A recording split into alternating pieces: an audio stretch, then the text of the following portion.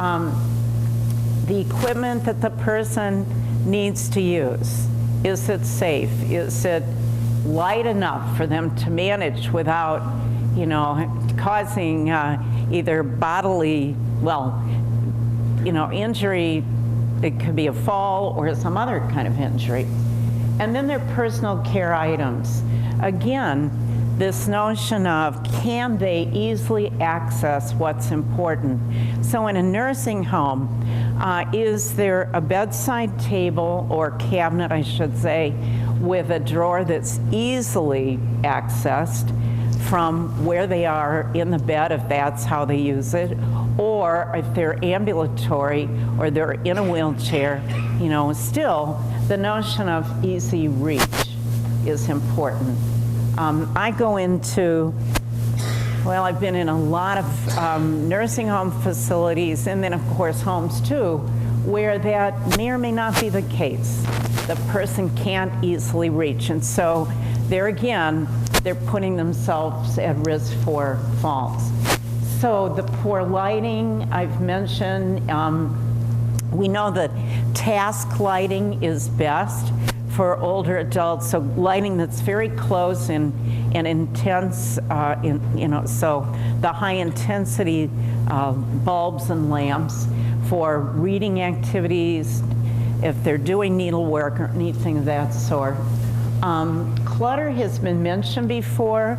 We know that contributes to falls. Uneven floors. I know when I'm with my mother, who's 92, and she has macular degeneration, and her ambulation is okay, it's not great. She really should. I'm always encouraging the chair exercises and the other exercises. She lives in a continuum of care community, but I'm always coaching her on, whenever we're together and moving across spaces, about the floor levels and what have you. But if you've got uneven floors, or let's say the curbs that they're stepping off of are not highlighted, not marked, and they're not aware of safe paths, these are absolutely hazards. Wet areas have been mentioned.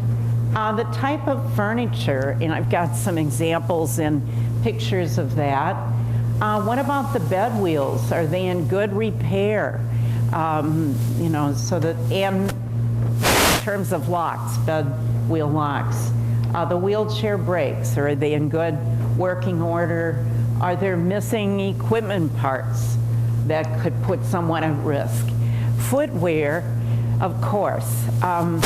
I think, years ago I thought, I can't be teaching about falls prevention and then wear shoes that put me at risk, especially once I passed 60.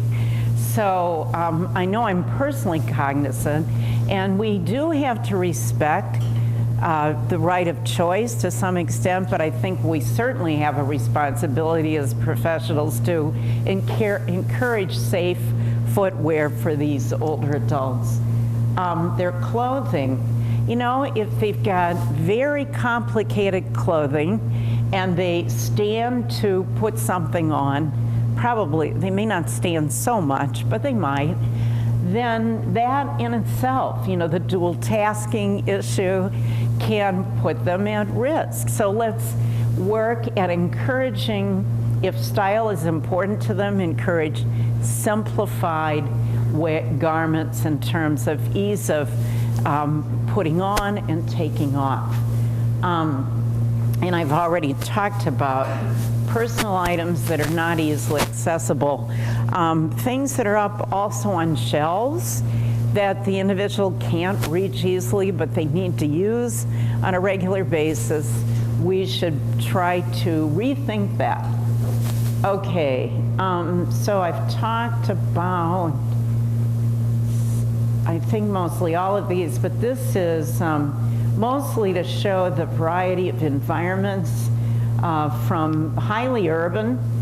We're dealing with people who live in high-rises sometimes, and they need to be able to use an elevator and access maybe public transportation. We deal with people living in more, well, this is part of the homestead movement, but note the pathway. It's not very easy to see. It's very likely to be uneven. It doesn't look paved. And then here's a woman using a walker, right next to some steps. I don't know if she can manage those steps very well or not. So these environmental design features and obstacles absolutely do make a difference. Okay, what about what people do? What is it that people do that can additionally put them at risk? Now, this is just a synopsis of how we think of activity participation in OT. Of course, the basic ADLs, but then the instrumental activities of daily living. Those who are not in, let's say, any kind of institutional environment or even in a retirement community of care may still be negotiating some of the fundamental things like managing their finances, using transportation, having to do shopping, and so on. What about education? Some people really like classes. They like the opportunity to attend various events. And maybe in your facility, you have some of those available. Work or volunteering. We are seeing an increasing number of older adults continuing to work for a wide variety of reasons. Leisure activities, we often, I think, we think of leisure as associated closely with being an older adult and how we should have a lot of free time. Well, maybe yes, maybe no, but most of us should have some leisure time. And then to what extent are they involved socially, and is spirituality an important part of their life? So we call activities, any activity, occupation, and how they perform in whatever activities. And of course, I've got Dr. Morley here with his dancing. And, but we have such a wide variety of activities that people both want to engage in and do. Okay, so we know these are supported in the literature, these high-risk locations and activities, getting into and out of a bathtub or shower. That's kind of common sense, but of course we know that's true. Standing at the sink, and this comes as a surprise to some people, but if we think about it, the business of standing and then the environmental aspect of water and what we're doing with that, and people lose their balance, they may slip, and so forth. Okay, getting out of bed. Most people here would fully appreciate that. And then, usually the guide is, as people are getting out of bed, to take just a few seconds before they rise. So, now that I'm in that category, I'm getting up in the middle of the night, I pause because I think, even though I don't know of a risk factor, why not be careful? Rising from a chair, you had a number of examples. Dr. Herning shared the get up and go test, but high risk place. Descending stairs, and dealing with stairs, if we at least highlight that, the best is to highlight every step level. And if not that, at least the top and the bottom one. And the bottom and the top should be contrasting with the rest of the environment. So sometimes it's a matter of affordability. Okay. And then looking up to reach something on a shelf. So it's the matter of looking up, the kyphosis that often occurs with aging, and the person is already kyphotic. They're looking up, they're reaching, and then they lose their balance and go backwards. And people living at home over the age of 60, of course, should not be standing on chairs.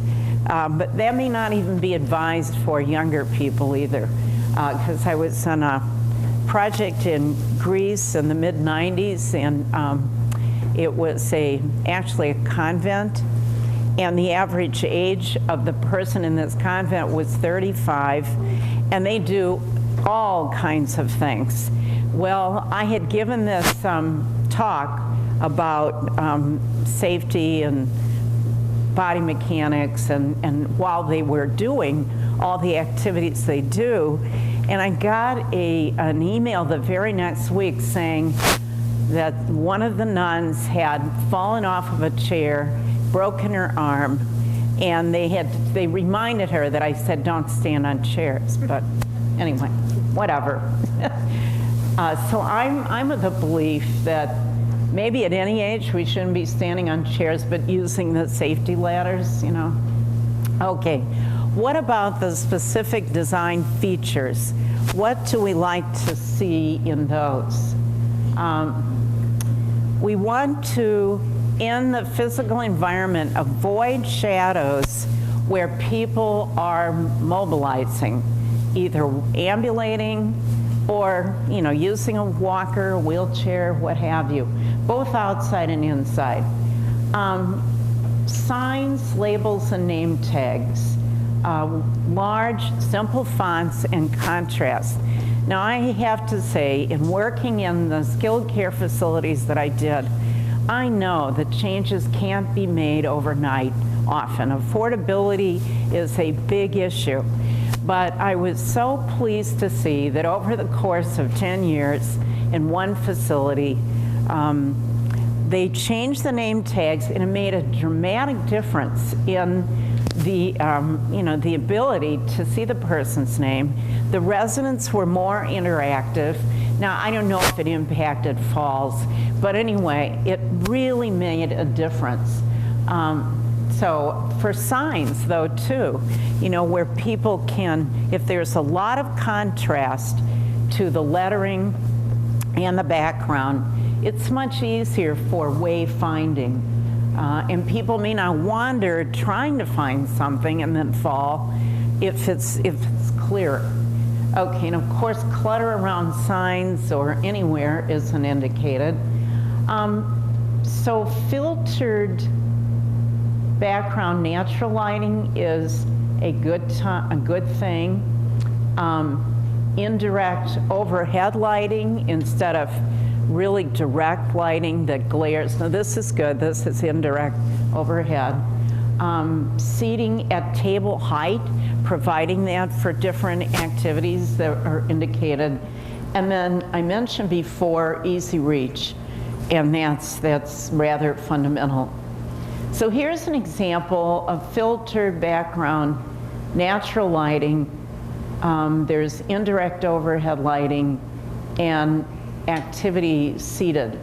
I don't know if you have cooking groups or that kind of thing going on in your facility, but that's certainly appropriate for many groups. Okay, so we also try to avoid pools of light, because notice this. This person walks in, and the recovery of the eye, the lens of the eye trying to accommodate for differences in lighting, it's serious. It's much slower as we age. And so going from any dark area into bright light, like inside to outside on a bright sunny day, or vice versa, they need more time to make that transition because of the lens of the eye doesn't accommodate as quickly. And the same is true for pools of light, same effect. And then lighting heights. We need to look at our environment in terms of what will work both for the ambulatory and the person in the wheelchair. So that in this case, this person is squinting or turning away because the light is fine for somebody who's ambulating, but it comes right into their direct line of vision. in this example. So, and then the shadows caused by too much overhead lighting. Okay, so also the height and placement of bulletin boards and signs, again, so that I always, when I go into a facility, I've done a fair amount of consulting, I look at it from both a wheelchair level as well as a standing level, and if I can't see from both of those levels, then I recommend a change so it's more visible. So we say the mid to lower range of vision. So you've got the ambulatory, the person maybe with kyphosis who's assisting somebody in a chair. Everyone is able to see, and they're not going to get confused or distracted and fall or what have you. Now I put this in here to sort of simulate somebody with some age-related changes. This would be primarily sort of like a cataract, very fuzzy viewing. And if we've got physical environments that are very busy with, let's say, narrow paths between tables, chairs, and so on, it makes it really hard to see. These are all from real settings in the St. Louis area where I took a lot of different pictures of examples of what I thought were not good. These are all senior settings, all right? So note how somebody who was using a wheelchair really wouldn't be able to see very well people back here. And I know that it's very fashionable today, these higher stools. Well, they get my veto for older adults because I am so short. When I try to get up on one of those, I probably sometime might fall, It's just not very safe. So pathways, note the pathway here is so narrow between the edge of this counter and then where this chair is. And then the lighting is really dim. So again, if you go into your setting with sort of critical eyes, this is the same setting. This is actually a group of senior apartments in St. Louis. What do you notice here that it's a problem based on what I've said? Very dim lighting. Dim lighting, low lighting, okay. Note this, somebody in a wheelchair, you cannot tell. There is a receptionist sitting here, but you would never know it. Okay? Okay. Same setting. They've done a great job with contrasts of handrails and even the bench, but they've got all of these names on sort of like a very nice plexiglass, but a person, an older adult with vision problems, wouldn't even be able to discern that. And then, this doesn't show up too badly, but the highly polished floor is really contraindicated because of the glare-producing potential. Now, this is another part of the same facility. I think this is a better example of design because they've got these louvered blinds that can be turned to regulate the amount of light. So if it's a bright sunny day, you still have your light, but you're not going to blind the older adults in there. And then their furniture, well, I guess first of all, note carpeting is very low pile. So it's easy to navigate on with wheelchair, walker, canes, what have you. Also notice this is a matte finish on the table. We don't recommend highly polished surfaces of any kind because it produces a lot of glare for that older adult. Okay. And here this is the same setting, a different room. Again, the table is good size. Notice the arms on the chairs. Hopefully if you're in facilities or if you're dealing with older adults in their homes, they will most likely benefit most from having those kinds of chairs. Now here again, the same facility, but a bizarre arrangement in my mind. They've got shelves immediately above these chairs. Now, all I can say is it's a good thing I'm short, because if I were sitting there, I could probably get up without hitting my head and falling. But a taller person getting up under those shelves, I don't know who thought of this way to arrange the furniture. Now this is really quite a good example. There's not too much polish here, so you don't have the glare, which is excellent. You've got the potential for task lighting here. You've got good armrests on these chairs. You've got great contrast of the baseboards and the floor, because visually that can become very confusing to people with low vision problems. They can run into the wall or stub their toe and fall or what have you. And then the railings on both sides are very tastefully integrated into the overall design. So this one I would give high marks. Okay, now this is a residential setting and you know, a single bed.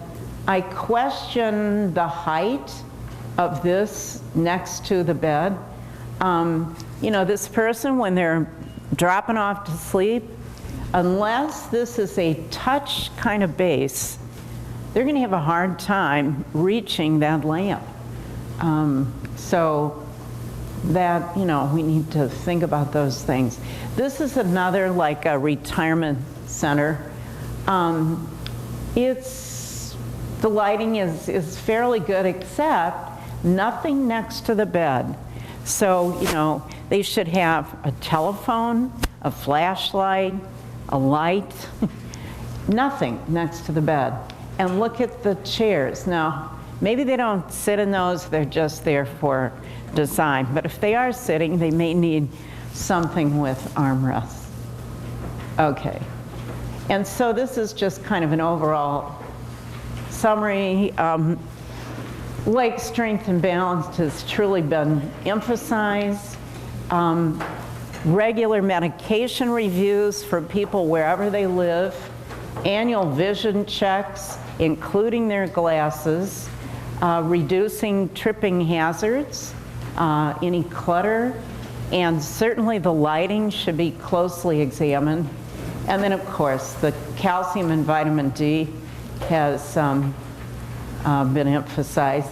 And then, so that the individual can pursue the activities that are really important to them, that they need to do. Working at pacing their day and week so they can fit in what is manageable and not be in such a rush they start tripping and falling and what have you. Conserving their energy for the activities that are really important to them. And I had several examples of stressing the easy reach principle, making things within easy reach, and of course remaining active in what is meaningful to them. And you know, I really like walking and other like dancing and that sort of thing. And I've always worked with physical therapists all my professional life, but if somebody gave me a set of exercises, it would totally bore me. So I think we have to be creative in finding what is going to work for that person, because I know I want to be physically fit if I can be.